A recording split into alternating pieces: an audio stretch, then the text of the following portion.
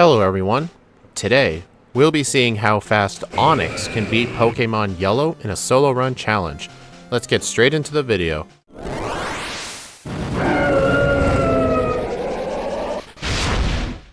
Yeah, for this month in Pokemon Yellow for Daily December, I'll be doing the run with two Pokemon, Onix and Cloyster. Wondering why these two? I feel like I probably shouldn't have to explain it. But anyway, Onix is going to be a pretty interesting run. I did watch some other people do runs, such as Scott's Thoughts and a couple of other people in his server who've optimized it, and I'm kind of excited to try out this run because it's pretty interesting. We have 35 HP, 45 attack, which is lower than an Alakazam, 160 defense, which is its only stat, 30 special attack and special defense, it's all one stat in this game, so one special stat, and 70 speed. We are in the medium fast level up groups, we're not going to be leveling up too quickly, and with a base speed of 70, that gives us a 13.67% chance to crit in Generation 1. These stats are very terrible, but our moveset's even worse. We start off with Screech and Tackle, and then we get Bind at level 15, which is sort of good because at least Bind can infinitely trap your opponent if you outspeed and hit every one of them. And at level 19 we get Rock Throw. This is one of the worst moves in Generation 1. There is no reason for this move to be 65% accurate.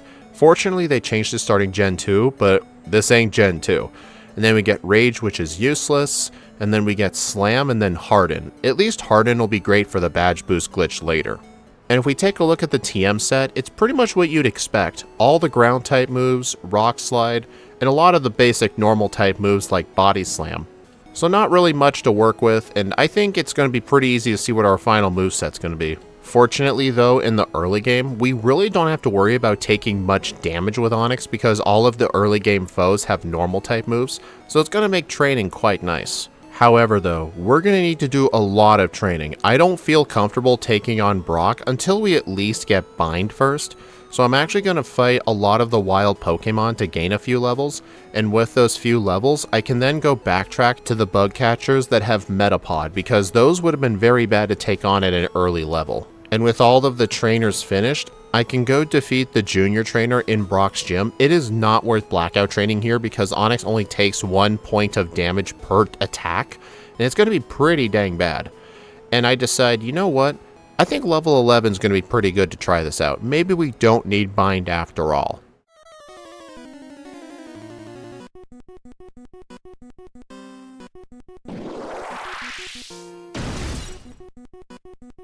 Brock leads off with his own Geodude. Fortunately, since this is yellow version, it does not have defense curl. Its tackles are doing anywhere from 1 to 2 damage, but after I set up some Screeches, I can 5-hit the Geodude with tackle, and it's not going to do too much damage to me. I then get to level 12, and then next up is the Onix. I'm going to set up some Screeches on it to get it to -6.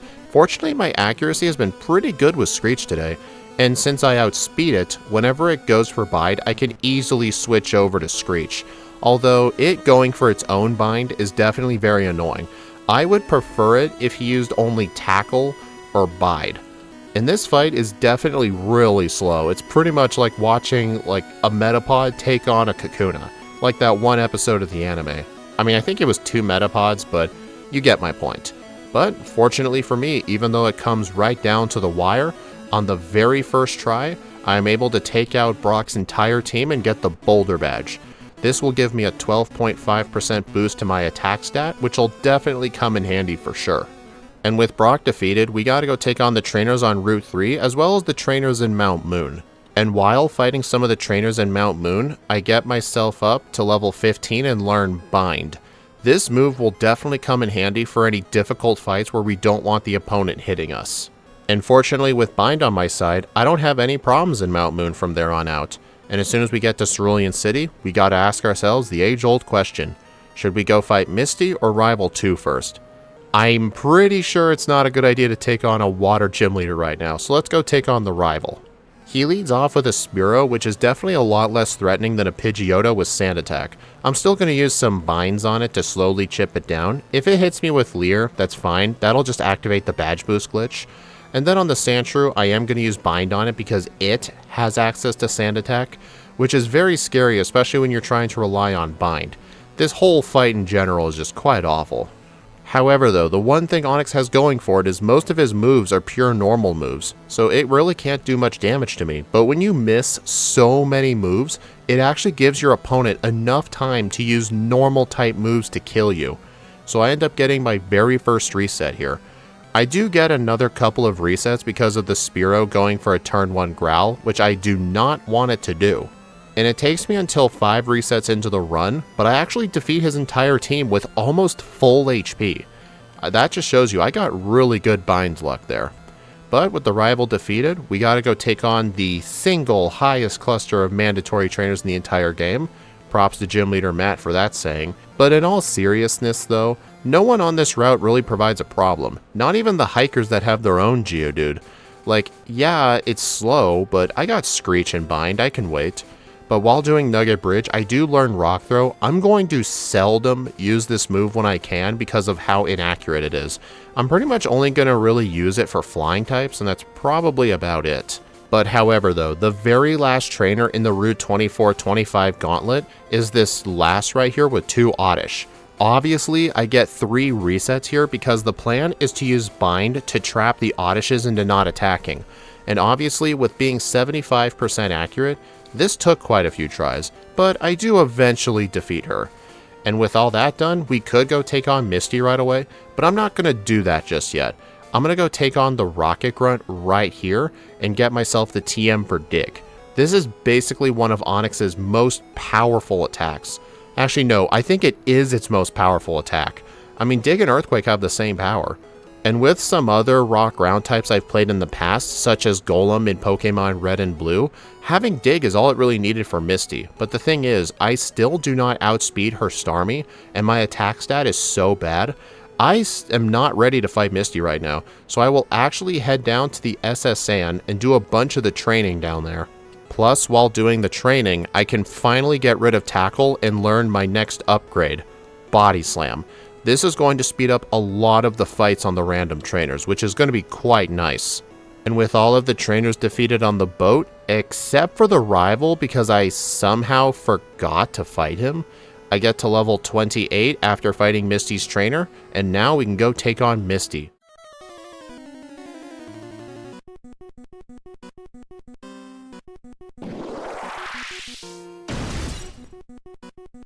She leads off with Staryu. I'm going to use Dig for the obvious one-shot. And then on the Starmie, I outspeed by 1. And then guess what? I just get a critical hit Dig in one shot. So yep, there we go. Very easy Misty fight. Although, I did need to do a lot of training to make it easy. After realizing what I did go on the SS Sand to go get Cut. And then as soon as I get off the boat, I can go ahead and take on the 3rd gym leader, Lieutenant Surge. This guy is normally a very inconsistent gym leader, but today he's going to be very bad.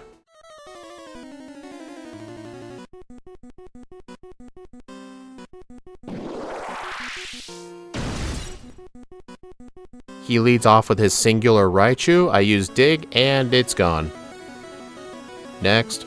After I defeat Surge though, I do get the Squirtle. I actually quit getting this Squirtle in my yellow solo runs because Lapras is straight up more convenient because you can actually teach both Surf and Strength at the same time, and there's no need to delete an old move because Lapras starts off with 2 moves while Squirtle starts with 3.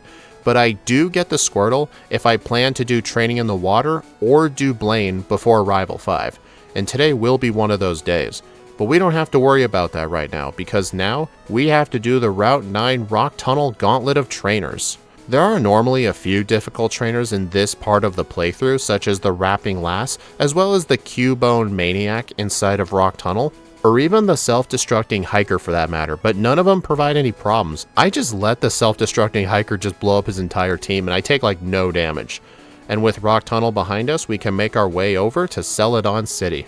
The first thing I do is actually go inside the Rocket Hideout. This is a completely optional place in my solo runs because I allow the Pokedoll skip, just to speed up the runs just a little bit.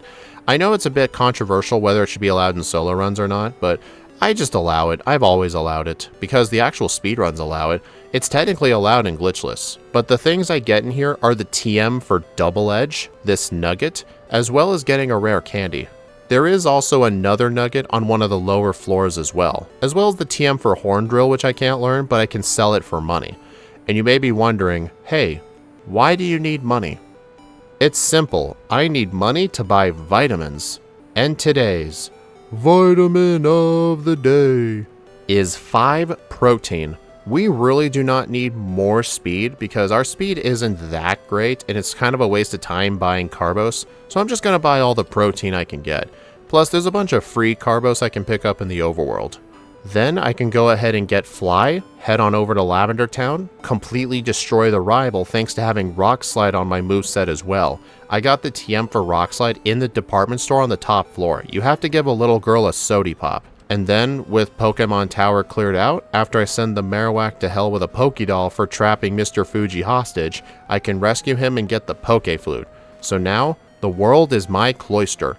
Coming soon this month, by the way. I can either go to Erica, head down to Koga, or go into Sylph. And the first thing I do is actually, I do something strange. I get the TM for Psychic, I sell it, a Nugget, and an HP up, just for a little bit of money. And then I go straight into Sylph. I'm going to do a lot of the training here in Sylph. The gym leaders in yellow version have quite high of levels, and for a lot of mediocre to bad Pokemon, it's honestly worth doing the Sylph code training first, before you take on people like Koga or Sabrina. I mean, Erica isn't really that good in this game, but obviously I'm not going to take my chances. And the thing is, some of the Sylph trainers are bad, but I straight up have a path in here that only fights the good trainers. So I get some very nice XP yields. By the time I finish all of the training here, I go from level 35 to level 42. But I'm not done with the training yet. I can also fight some of the good bikers on Cycling Road, the ones with wheezings and coughings, and I can gain more levels as well. And then at level 43, I can finally learn Harden. I'm going to teach this move in the place of Body Slam. You may be wondering, why didn't I get rid of Bind? Well, you see, this move is going to be extremely useful for the Elite Four. Trust me. I continue fighting the rest of the good trainers on Cycling Road, and then I can head my way into the Safari Zone. There is a free protein and free carbos in here, which I can just use to Onix right away. I do pick up some other high money items as well, because I will be doing another vitamin buy. It's very rare in Generation 1 I do multiple vitamin buys like this, but I'm actually going to do it. I sell a lot of the high money items I picked up along the way, and I actually purchased 6 irons. I didn't purchase any carbos still. I even sold some of the carboses I picked up.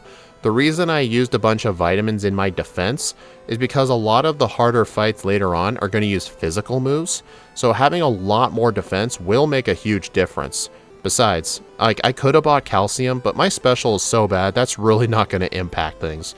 And using a couple of extra carbos wouldn't really matter either. Onix is really not that fast in terms of comparing it to everybody else. But I could have gotten away with using a couple of carboses, but there's some other ones I could get later if I want to. But after I finish the vitamin buy here at level 45, let's go take on the 4th gym leader, Erica.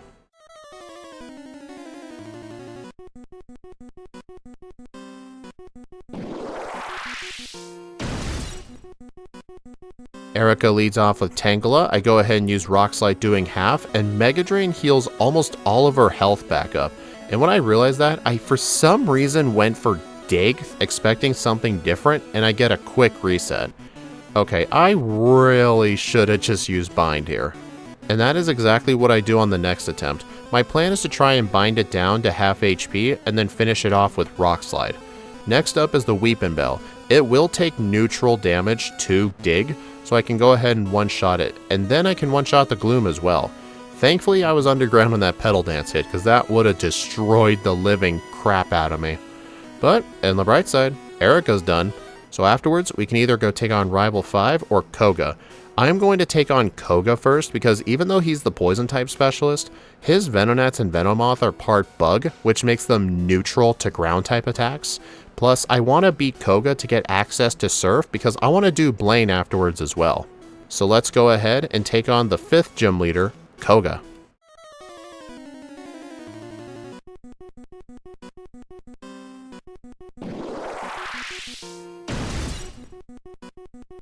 Koga leads off with his first of 3 Venonats. They are all weak to rock-type moves, so Rock Slide can just one-shot all 3 of them. Although I did get a crit on one of them. I'm not sure if it mattered though. Then on the Venomoth, I go ahead and use Dig to do half to it, which was a really bad idea. Rock Slide would have been a better move to use there, but oh well, at least I still win on the first try. And with access to Koga's badge, I get a 12.5% boost to my speed. This will actually suffice it for quite a while. And plus, with access to surf outside of battle, I can do a lot of the training in the water on my way to Cinnabar Island, including fighting Fisherman Psyche right here. He's the guy with 3 Seeking and a Goldeen. This guy is really good to fight. And then I can enter the Pokemon Mansion too. There are a couple of goodies here I could get. But the main items I even bother getting are a Carbos, as well as 2 rare candies. This Carbos I actually use.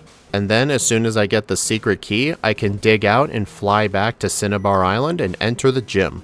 I could fight some of the trainers here if I wanted to, but I actually don't need to. I can just skip most of them and head straight to Blaine, although I did accidentally fight the super nerd with the Rapidash. I mean, at least he's good XP, but that might have just been an accident now that I think about it, but oh well, let's go take on Blaine.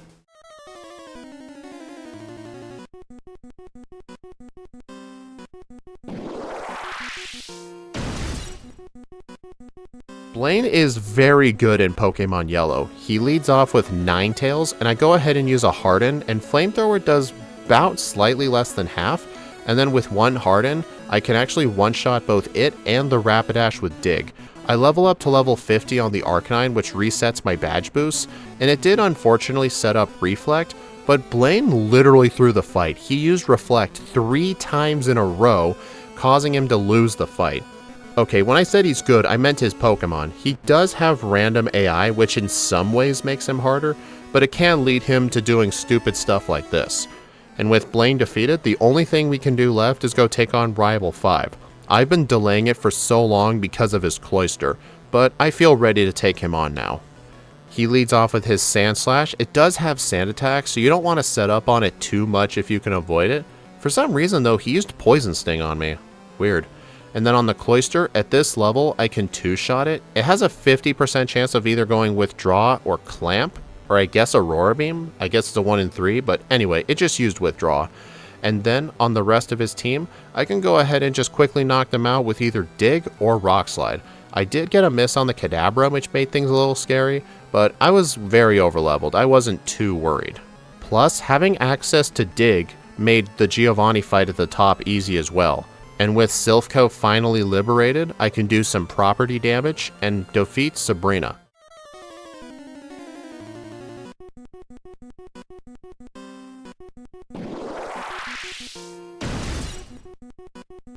She leads off with Abra, which I fortunately outspeed. I can one-shot it with Dig, and I can defeat the Kadabra as well thanks to a crit, which was necessary because of the X defend. And then on the Alakazam, I misclicked and go for Harden, and Psychic actually gets a critical hit, knocking me out. On the next attempt, the Alakazam just tries to stall me out. It uses Reflect, and it kept spamming Recover on me. I just keep attacking with Dig and Rock Slide, just hoping for a critical hit, but that never even happened. So yeah, that went pretty sour. And then guess what? On the Alakazam, I actually almost one-shot it with Dig. The reason this happened was because the Kadabra actually lowered my special stat with Psychic, badge boosting my attack just a little bit. Although, if I was level 53 over a damage rounding threshold with that badge boost, I think I would have been able to one-shot the Alakazam. But still, Sabrina has random AI in this game, kinda like how Blaine does, so she could do stupid stuff. But she ended up being quite hard today. But we still have one last gym leader to take on. We gotta go take on Giovanni. Normally the hardest gym leader in Pokemon Yellow.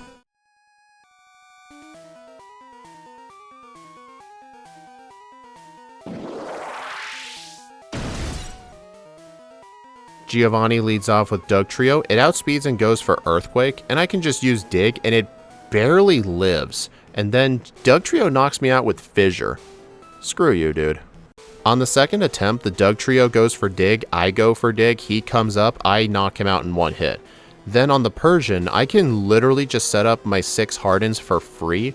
I mean, he does get access to a bunch of double team uses, But once I eventually defeat the Persian, my attack is high enough to where I can reliably knock out the rest of his Pokemon with Dig.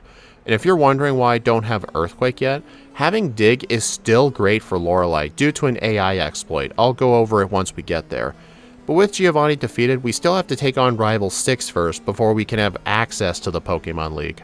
And since the Sandslash doesn't have Sand Attack anymore, it is literally free to set up Hardens. In fact, I can only go up to +5 because I get 999 defense, so I literally cannot badge boost anymore.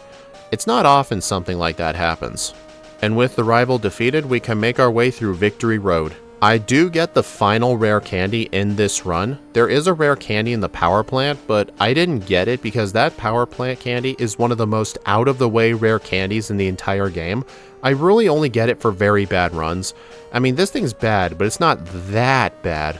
But I did get the rare candy in Victory Road. I did think of doing trainers, but I decided against it. And now we are at the Pokemon League. I heal up at the center, buy some full restores, and now we need to go take on the final 5 trainers. Let's do this shit.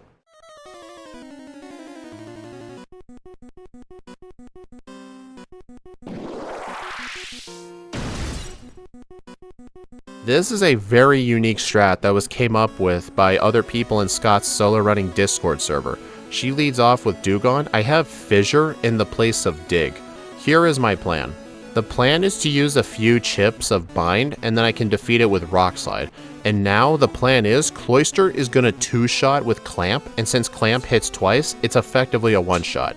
The plan is to actually use Fissure on the Cloyster, preferably other Pokemon too if I get lucky.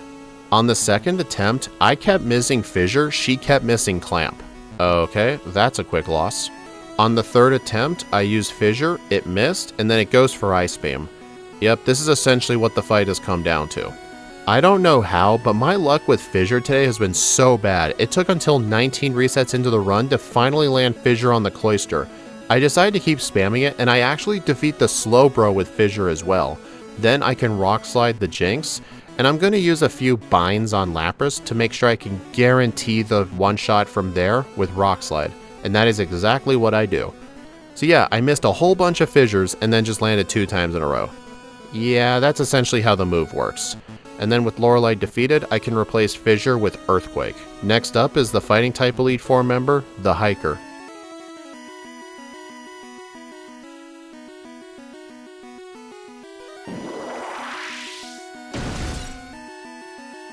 He leads off with his own Onix. I'm just going to set up a bunch of Hardens to badge boost my attack. There's not really much he can do to me anyway.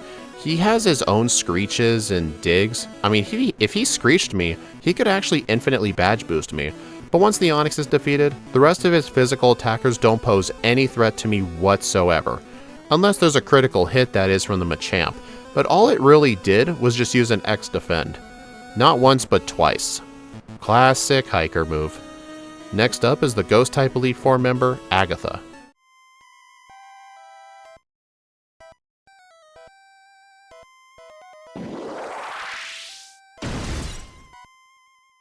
This fight is going to be very easy with Earthquake and Rock Slide.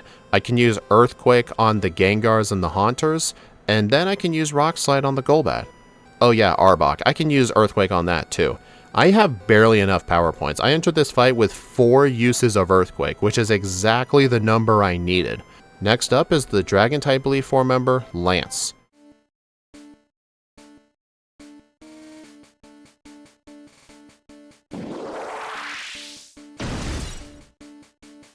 He leads off with Gyarados. I meant to go for Bind to do some chip damage. I miss and he knocks me out with Hydro Pump. Very quick reset there, by the way. On the next attempt, I do hit a few chips of Bind, and then when I go for Rock Slide, it lives in red health. So I'm going to use a few more Binds before I use Rock Slide. I just bind it down to half health.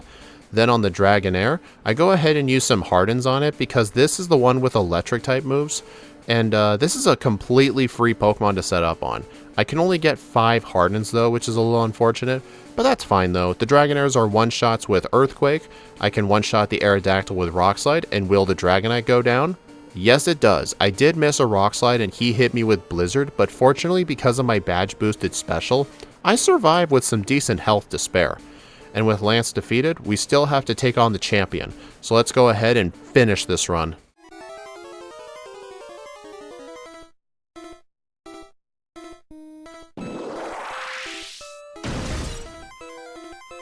The champion leads off with his Sand Slash. He does have Earthquake of his own, but that's fine though. Remember all those irons I bought?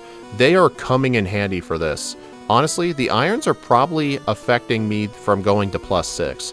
But that's fine though. I get a reset on Sand Slash due to a crit Earthquake, but there's not really much you can do about that. Crits are just always going to ignore my Hardens. On my third attempt against the champion, I'm able to get to +3 defense, and that's going to be enough badge boost for me. Then on the Executor, I'm going to have to chip it down with Bind, and unfortunately, I get a Bind miss, and it hits me with Leech Seed. Hopefully I can knock out the rest of his team from here though. One more use of Leech Seed and I'm finished. Magneton's a one-shot with Earthquake. The Cloyster is a two-shot. Yep, I'm dead. When I end up coming back to the Executor, I actually hit all of my binds, which allows Rock Slide to finish it off, and since I have no Leech Seeds, I can set up the rest of my Hardens on the Magneton, and since the Magneton has Screech, I could get infinite badge boost theoretically. And look at this, I have 470 attack. Yeah, I think I'm going to completely destroy the rest of his team from here. And as soon as the Flareon goes down, I level up to level 69. Nice. And I finish the run with a real time of 1 hour, 14 minutes, and 52 seconds, with 23 resets, 0 blackouts at level 69, with a game time at the Hall of Fame of 4 hours and 22 minutes. Yeah, this Pokemon ended up doing surprisingly well. It was a very good thing that other people were like, hey, you should just use Fissure on Lorelei, or hey, you should hold on to Bind. I remember Scott earlier in the year did a live stream of Pokemon Red with Onix, and this was the strat he ended up using for Lorelei, so I ended up applying it to Yellow, and it worked out pretty dang nicely. Having access to Bind was definitely a lifesaver here, and if it weren't for it, I would probably need a higher level. But anyway, if we take a look at the leaderboard, it performed like the middle of the road. The very good Pokemon in Yellow would get like under 50-minute times, maybe under an hour if it's average. But yeah, this Pokemon did not do that great. I had to do 2 vitamin trips as well. But anyway, I hope y'all enjoyed this run. Please like, comment, and subscribe if you want to see more, and be sure to follow me on my socials or support the channel through YouTube memberships. YouTube members get access to the patch files for all the backcourt Pokemon we do on stream. As Daily December continues, tomorrow is December 17th. We are basically halfway done with Daily December. We are going to be continuing with Generation 1 though. We're going to be doing Pokemon Red with Magmar. This is going to be an interesting run for sure. But anyway, thank you all for watching, and I'll see you tomorrow as we continue Daily December.